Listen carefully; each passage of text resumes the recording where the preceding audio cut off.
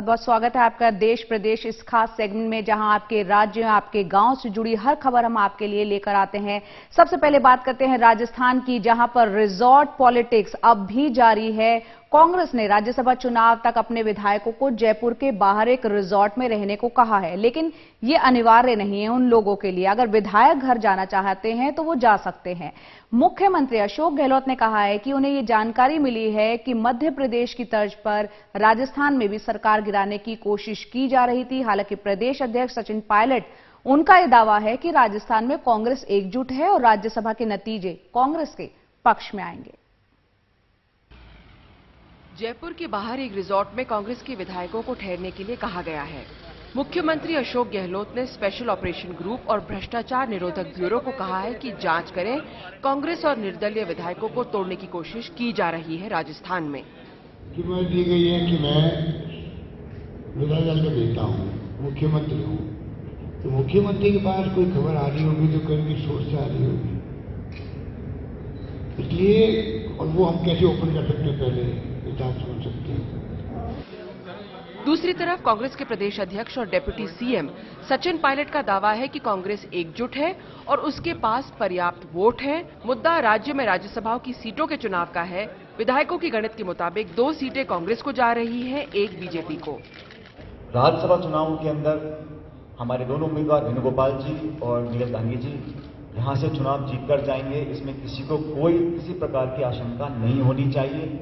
मैंने कल भी इस बात को कहा, कोई भी अगर भ्रम फैलाने की कोशिश कर रहा है, भ्रमित करने की कोशिश कर रहा है, तो वो सिर्फ अपना टाइम जाया कर रहा है। लेकिन जब गणित बीजेपी के पक्ष में नहीं है तो सवाल ये है कि बीजेपी ने दूसरा उम्मीदवार मैदान में क्यों उतारा है? क्या वो राजनीतिक फेरबदल चाहती है? ये केवल और केवल भारतीय जनता पार्टी को बदनाम करने की एक साजिश है।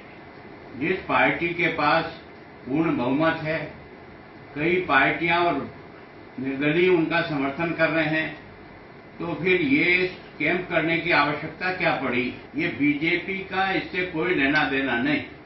और जो आरोप लगाया है, मैंने कल भी कहा था, अगर आरोप है तो आप सरकार चला रहे हो, कम से कम जांच करो, दोषी को दंड दो। केवल हवा में बीजेपी ने राजस्थान में राजनीतिक घटनाक्रम को एक स्टंट बताया है, लेकिन पड़ोसी गुजरात में कांग्रेस विधायकों के इस्तीफे के बाद लगता है राजस्थान में कांग्रेस जरूरत से ज्यादा सतर्क है। जयपुर से हर्षा कुमारी सिंह, एनडीटीवी इंडिया।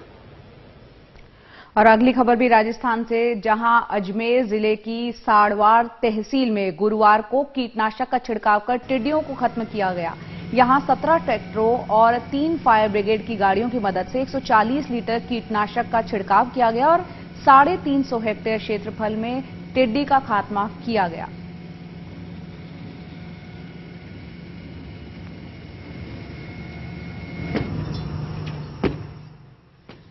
और अब बात मध्य प्रदेश की, जहां सोशल डिस्टेंसिंग की किस तरह से धज्जियां उड़ी, वो तस्वीरें आपको हम दिखा रहे हैं। इंदौर में केंद्रीय मंत्री नरेंद्र सिंह तोमर के जन्मदिन पर हुए राशन वितरण कार्यक्रम में सोशल डिस्टेंसिंग के नियम कायदों की धज्जियां उड़ाई गई।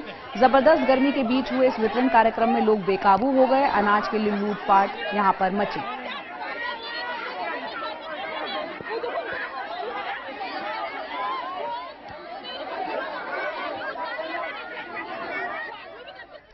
मध्य प्रदेश में शराब की दुकानों पर आबकारी विभाग और पुलिस की महिला कर्मचारियों को बैठाने को लेकर विरोध अब शुरू हो गया है।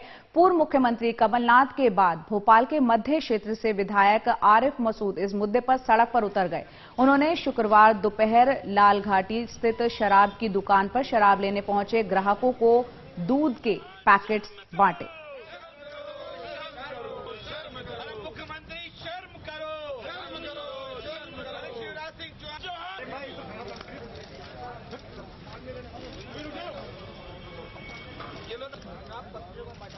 और अब बात करते हैं किसानों की। कोरोना काल में किसान हर तरफ से परेशान है। 5 महीने पहले थोक में 100 रुपए प्रति किलो बिकने वाला जो प्याज है, वो अब 2 से 6 रुपए प्रति किलो पर बिक रहा है। दाम इतने कम हो गए हैं कि किसानों की जो लागत लगी है वो तक नहीं निकल पा रही है।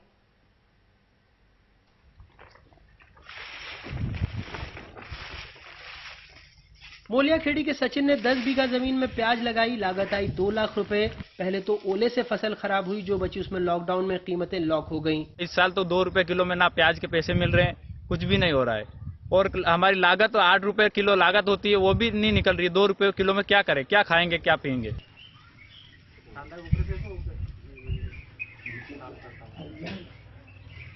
रोडमल मेघवाल छोटे किसान हैं। 2 बीघा में प्याज की उपज तो अच्छी आई, लेकिन भाव महज 2 रुपए प्रति किलो तक ही मिल पा रहे हैं। 6 सदस्यों का परिवार, कर्ज, बच्चों की पढ़ाई, परेशान हो गए हैं। काम चले तो कैसे।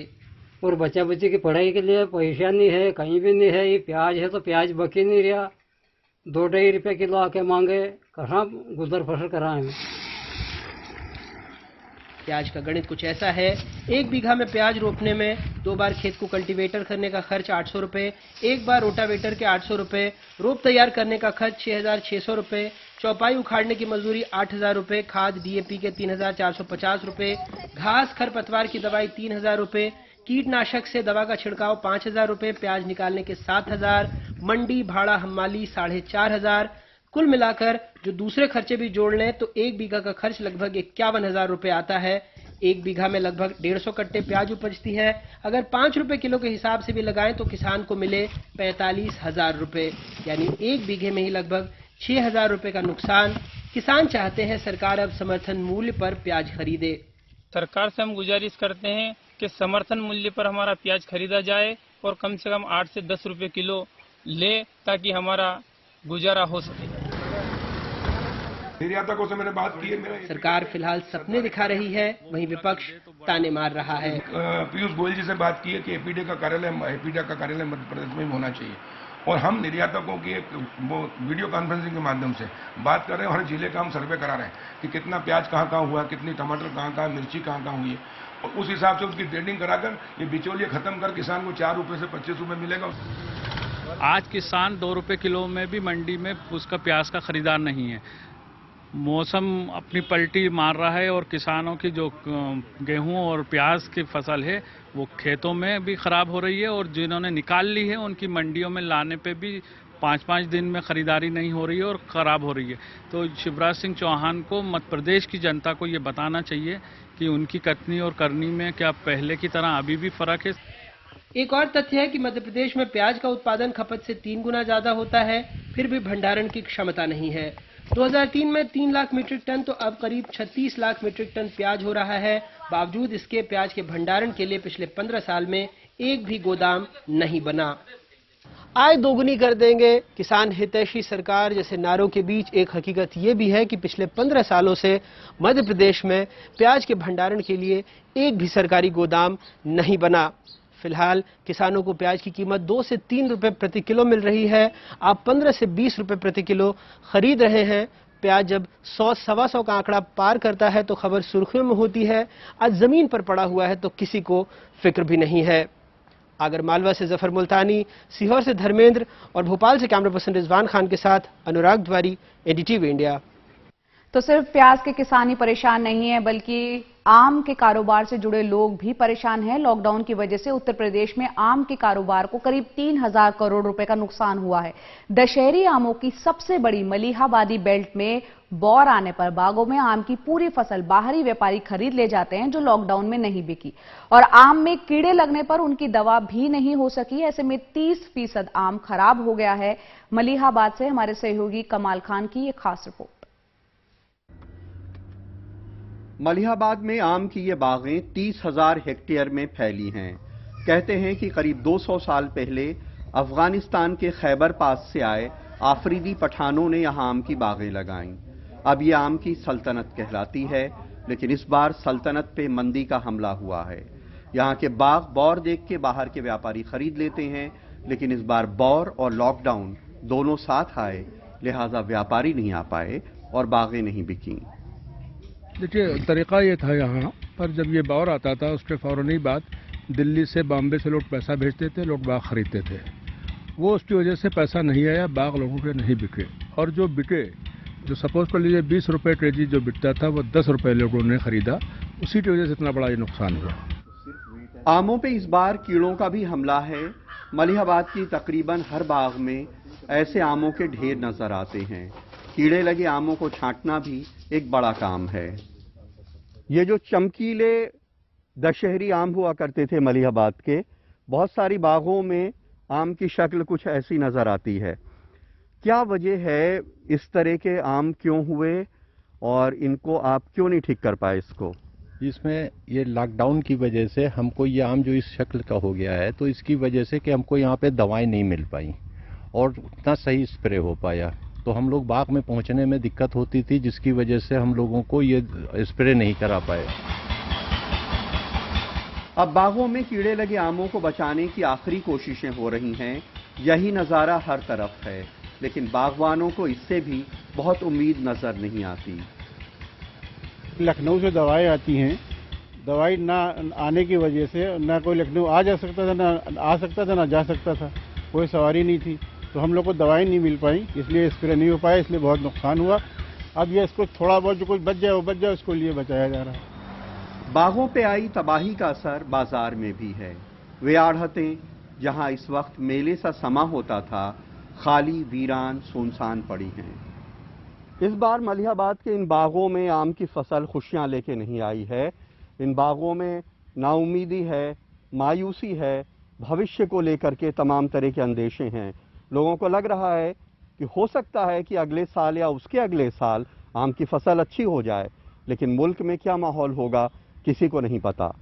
मलिहाबाद में कैमरामैन विनीत कुमार वर्मा के साथ कमाल खान, एनडीटीवी इंडिया। उत्तर प्रदेश के मुरादाबाद की ऐतिहासिक जामा मस्जिद में अनलॉक 1 के पहले जुमे को प्रशासन के आदेश के बाद नमाज अदा यहां पर नहीं की गई। दरअसल 8 तारीख को धर्मस्थल खोलने के लिए शासन का आदेश आया था, तब मुरादाबाद में सभी धर्मस्थलों की तैयारी पूरी न होने की वजह से जिलाधिकारी मुरादाबाद में धर्मस्थलों को 2-3 सप्ताह के लिए और बंद रखने के आदेश उन्होंने दिए थे। और अब बात करते हैं ओडिशा की, जहां पारादीप में 2 मछुआरे महानदी में डूब गए। ये दुर्घटना नाव पलटने के कारण हुई है। हालांकि 13 मछुआरों को बचा लिया गया। इनमें से एक की हालत नाजुक बताई जा रही है।